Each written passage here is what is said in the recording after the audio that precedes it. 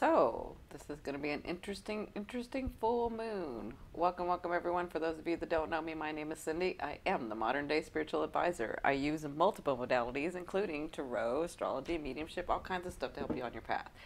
So, my gorgeous ones, better late than never, right? You know me, I'm kind of right last minute. But this is going to be a very interesting video. I'm going to talk about the full moon, what that means. I'm going to talk about Aries, the sign, and what that means. And then I'm going to put it together in someone who is like I'll call him my guilty pleasure. So, with me being a medium and channeling and doing my work and always teaching and doing that stuff, I like the grounded stuff too. So my guilty pleasure on YouTube, one of my guilty pleasures, is Shane Dawson. I've watched him for a long time. I am so proud of him and what he's doing. And so I'm going to kind of bring this around to you. If you don't know who Shane Dawson is, go check him out. He's got a series. He's been doing series lately, but I'm going to put it together as to what's going on in his sign. I can only look at his sun sign and kind of guess at his moon. I don't know his ascending because I don't have his full chart. But he's coming out with a series tomorrow, which I will be watching, though I know nothing about. I think it's Jake Paul or Logan Paul. I don't even know them. I've never seen their videos. I've heard the controversy about them, but there are times when I just want to relax and I want to go into like watching a show. And so I know with Shane Dawson I can do that. Also Peter Mon, I watch his. He kind of got me looking at the drama alert stuff, which I know nothing about, but it's nice entertainment. I love listening to them talk. So I'm going to do that sort of at the end of the video. This is going to be a 3-part video. This part is going to be talking about the full moon, those energies, what it's about, and the sign of Aries, because that's what it's in. And then we're going to be looking at aspects that are going to be going on during this week and how that can play out in your life. If you want to understand more about the sun, the moon, the ascending, I'll have a video at the end of this video you can click on to help you understand, what those 3 parts are about. Anything that I talk about, if I have a video about, I'll say it. I'll either have it as a link in the description box below. I'll have it at the end of this video or have it in the eye icon. Okay. So I have a video talking about how you can use the full moon energy to manifest, to let go of what no longer serves you, what the full moon's about, how to use these energies. And so at the end of the video, I'm going to talk about the Shane Dawson part. The second video is going to be the astrology part of how that's going to affect each sign, this full moon. And then the third video, I'm going to do a video with tarot. And I'm going to let you pick a card, or you'll pick a group, and then I'll lay those out and let you know what's going to be coming up in the next 2 weeks for you guys. So let's talk about the full moon. So what is the full moon exactly? And so the full moon, if you look here, so once a month we get a full moon and a new moon, right? And so we have these 2 things going on once a month. So the new moon, is about new beginnings, is about new understandings, new starts, new things going on in your life. And depending on where this full moon is, will depend, and depending on where you were born, when you were born, what sign you are, this is what, it will determine what part of your life is going to be activated at that time.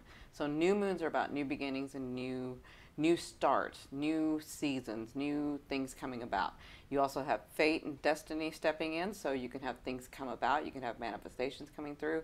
But full moons, which we're going to have tonight or tomorrow, depending on where you live in the world, as to when the full moon is for you.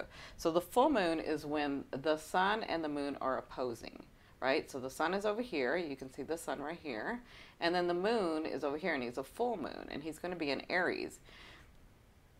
And he's opposing the sun. So the full moon is like the sun and the moon opposing each other. So in that, with the new moon is when you have the sun and the moon together. But the full moon is when they're apart, they're opposing. So this means like an opposition, right? They're opposing. So it means completions in your life, endings in your life, adjustments. But you're also talking about fate and destiny coming in, right? Now, depending on where this lands in your chart, this has to do with what area of life it is for you, okay? So in order to get you to help you understand the way that it can come about, that has to do with the sign that it's in. So the sign that it's in is Aries, right? And so you're talking about if you've got the sun and the moon opposing each other, then you're talking about the duality, right? And with Aries, that specifically being in Aries would mean the duality of what I need and what I want, right? Because Aries is about me. Aries is much more than that, but in this particular aspect, it's about what I want versus what I need, right? And so with this full moon, you could have some completions, some endings, some adjustments, some fate, some destiny going on.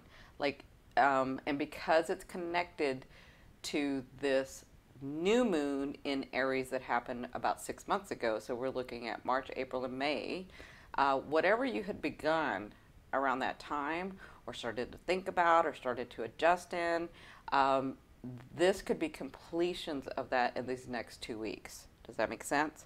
So with the duality of this going on of what I want versus what I need, this could be family versus friends, or job and career versus your money, or family versus yourself, or friends versus yourself, or lovers versus your partners, or yourself versus your lover, or yourself versus your partner. And partners can be in love, in a romantic relationship, or in a business relationship, right? Again, this will depend on what house it falls in for you as to how that would come about.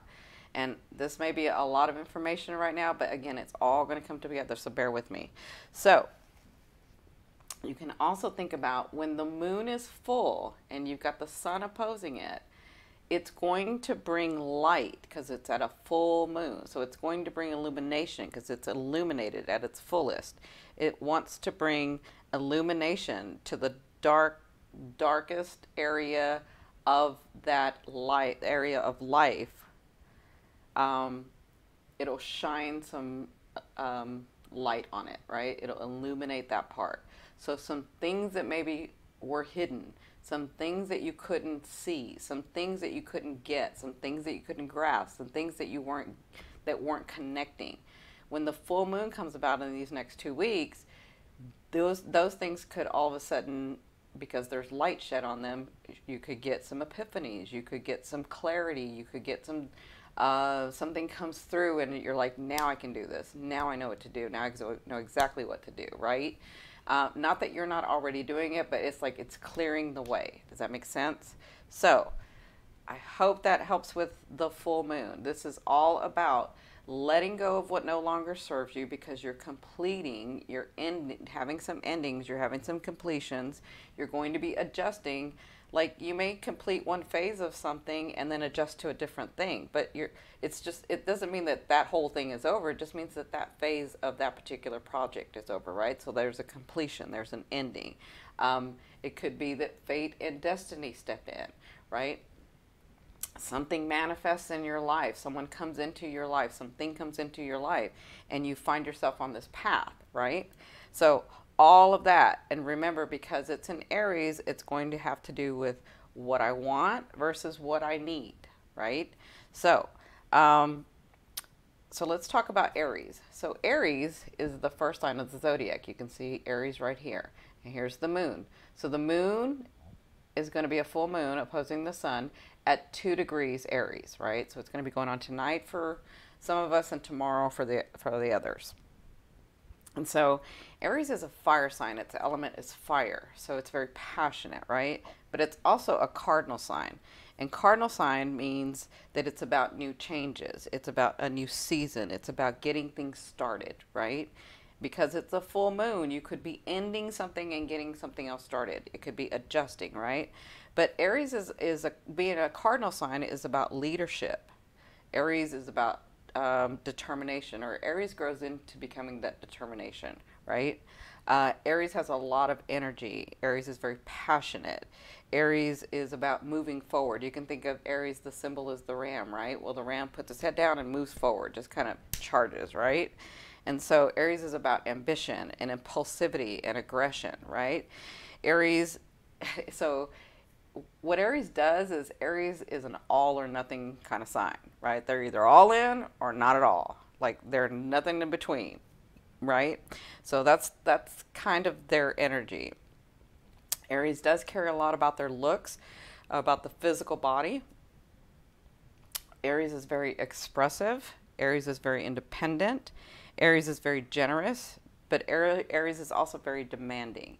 So why am I telling you this? This is because this is the characteristics, this is the energy that you might be feeling in the next 2 weeks. But this is all in order to get you to the next level of where you want to go. And I will explain how this connects to Saturn, the sun, the moon, Uranus, and all of that, and what all that it means. But with Aries being the sign, Aries' talent or gift is they have this childlike spirit, right? So one of their, I think their greatest gift, one of their greatest gifts, I mean, it can be a double-edged sword too, but one of their greatest gifts is that they have no fear. And another gift that they have is that they have this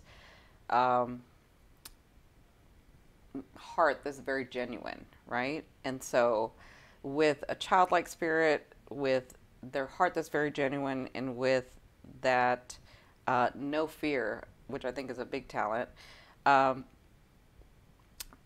they can get things done. They can move forward. They will be doing stuff before they think about it, right? And so in love, it's about passion, and it's all or nothing, right? Aries in love. But Aries in love is also like they go hard and fast, and then the fire can burn out quickly, right? Because they go hard and fast. So in a relationship, they need to learn to ground. So in all signs and in all planets, we have what's called octaves, right? The lesser evolved and the more evolved. So as Aries becomes more evolved, they move more. So if you look, here's Aries, and then it's got 30 degrees. It's going to move more into the sign of Taurus, right? So it's going to be more characteristics. It's going to sort of blend in with the characteristics of Taurus, right? So we can look at that as Aries is evolving, right? So what Aries needs to learn is empathy, because like in a relationship, Aries can, like I said, they can be very demanding, but that's because they give everything, right? Like they're all in, right? And so because they're all in, they require that too, right? And so a lot of times, or oftentimes, if they're in a relationship and somebody upsets them, or they upset someone, if that person tries to pull a guilt trip on them, they won't get it. They just won't get it because they don't work that way, right? And so what Aries needs to learn is empathy. Aries needs to learn to remember that it's not just them. And it's perfectly okay for Aries to be all about me, because that's why they made themselves Aries. Because we don't know. Aries in a past life may have been, you know, a Virgo where everything was about everybody else, right? So maybe in this life they came here to be me, right? But then they need to grow in that and learn the empathy, right? They need to learn patience, and they need to learn to ground the things that they go after. So they're really good at charging, but then they can burn out. And a more evolved Aries will learn to work in that, continue to go, continue to ground, and finish the project or finish it through, right? And so they have to work on empathy, and they have to work on patience, and they have to work on focusing. And so what Aries will eventually evolve into is they learn to become strong, they learn to become patient, they learn that they can focus on one thing at a time, they learn to become more peaceful, they learn to become, and they learn how to plan before making a move or taking action, either in career or in love or in life itself. So that's sort of the energy of Aries, right? So with,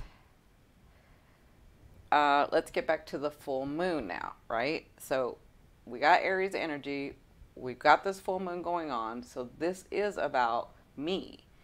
What I want versus what I need, right? This is about you. What I want, what you want versus what you need, right? So if you look back 6 months ago, March, April, or May, right? Because depending on your sign, you may have taken a little longer. Depending on what's in your chart, it may have taken a little longer. We had a new moon in Aries, and new moons are about new beginnings. So this full moon in Aries is going to be about the endings, the completion, the adjustment, the fate, the destiny stepping in, right? And so if you think back to like March, April, May, what goals did you begin? What new things did you begin? What were you thinking about doing? Because, and the reason I say this is because in April, that was around the same time that Saturn, see Saturn right here? This is the same time that Saturn stationed retrograde. And if you want to know about Big Daddy Saturn, I call him Big Daddy Saturn. If you want to know about Big Daddy Saturn, I have a video about that where I explain all about Big Daddy Saturn, and he just went direct. So he went stationed retrograde, which means he was going to retrograde at that time. And then we had this new moon in Aries. So what was it that we began? What was it? What were our goals that we began? What were the things that we began? What were these things that we were thinking about? And because Saturn is involved here, Saturn is going to ground everything. Saturn's going to bring everything. And the reason I say this is Saturn's involved again because there's a T-square here. So if you look, Saturn is aspecting the moon and he's aspecting the sun. So he's talking to both of them. He's trying to ground these things that you have been working on these past 5 or 6 months. Some of you 4 months, some of you 5 months, some of you 6 months. Again, depending on your sign, your personality, we always have free will. It could take some time for some of us, right? So these are completions. These are the next phases. These are the next things. What was it that you had begun? What was it that you were thinking about? What was it that was going on, right? All of this has a connection.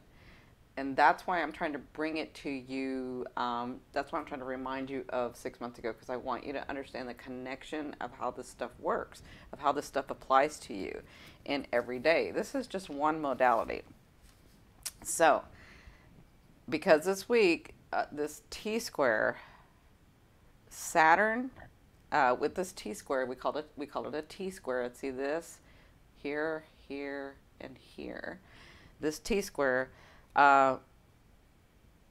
whatever is completed, ending, fate, destiny, stepping in, whatever goes on this next 2 weeks has this great potential having to do with 4 months ago, 5 months ago, 6 months ago, has this great potential to solidify in your life, which means it has great potential to become the norm for you, right?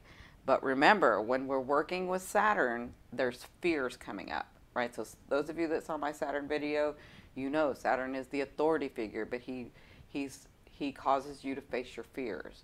He causes limitations. He causes delays, right? So you could be working with that in these next 2 weeks.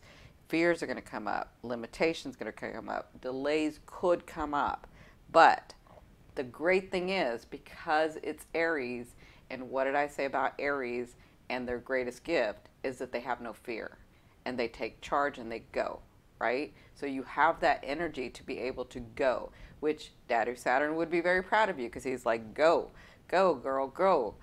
Just do it. Don't even think about it. You've already thought about it enough. You've done the hard work. Just go. Like, face your fears and do these things, right? Because Saturn wants to ground them and make them the norm in your life. Saturn has your hopes and dreams and wants to make these hopes and dreams a solid foundation for you, because Saturn knows that you are the universe. Saturn knows that you can have anything and everything that you want. You are the only one keeping yourself from that, right? So with that, and I hope all that wasn't too much or too fast, but I don't want to make this video too long because I'm going to do a 3-part again.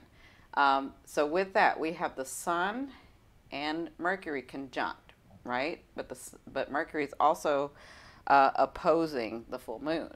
So conjunct means that they're having this close conversation and working together. That's all that means, right? But Mercury is opposing the moon as well, right? So Mercury opposing the moon, the reason I'm bringing this up is because those of you that are ruled by Mercury, which is Virgo and Gemini, and those of you that are sort of adaptable, more, those of you that communicate more, I want you to be careful of what you say and who you say it to, because this week, with this aspect going on, Mercury and the full moon, you could be you could be feeling very chatty and sort of brave and sort of brazen. And remember, it's not just you, it's everyone feeling this energy. So what could happen is you could run, like you could talk a little bit too much, and you could find someone, you could get in an argument or an altercation, or maybe you're just giving your opinion and it comes off very abrasive. But you could find yourself in front of someone who has more passion than you, right? And who has more to say than you, and then may put you in your place. And so I just want to warn Geminis, Virgos, Sagittarius, and Pisces, right? I want to warn you guys that you could either get your feelings hurt or you could either hurt someone's feelings. So just remember that you're working with these energies. Stay focused. Take a breath before you say what you need to say. It's always good to say what you need to say and put your boundaries down. But you don't always have to like, blah, blah, blah, blah. You can just take a break, take a breath, and think about how you're going to say this, and then be articulate about what you say, right? Maybe you need to count to 10. Just a little warning. It's kind of up to you. Everybody has their own path to run. But just a little warning, okay? And so then we have this sun is quincunx Uranus, right? So the sun quincunx Uranus is going to make you feel, so Uranus, you know, is the planet it's the planet of shock and awe, right? And what Uranus likes to do is he likes to shift things, right? But he likes to move in a very different, forward-moving, forward-thinking, intuitive, erratic way, right? But what he does is he shifts you, or he shifts that part of your life, or he shifts something so that you can liberate, so that you can be liberated, right? Well, with the sun being there, quincunxing it, you could sort of feel like you're being pushed into something, or maybe that you're being cornered into something. And so my advice is to stay adaptable. If you've done the work, if you know where you're going, if you know what you want, maybe you don't know exactly the steps to take, but you know, you kind of have an idea about where you're going with this. Stay adaptable. Just stay adaptable, because Uranus, it may look like it's not a good thing, but it'll turn out to be the best thing in your life. So just stay adaptable. And Uranus is also trining Saturn. So remember, they're having this conversation. This is opportunity to make these changes in your life that are going to be very, very grounded, that are going to become the norm, that are getting you to the next level, right?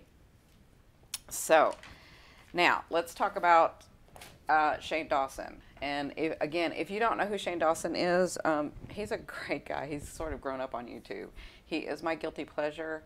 I love watching him because I can just watch. I don't have to think. But my brain is always thinking anyway.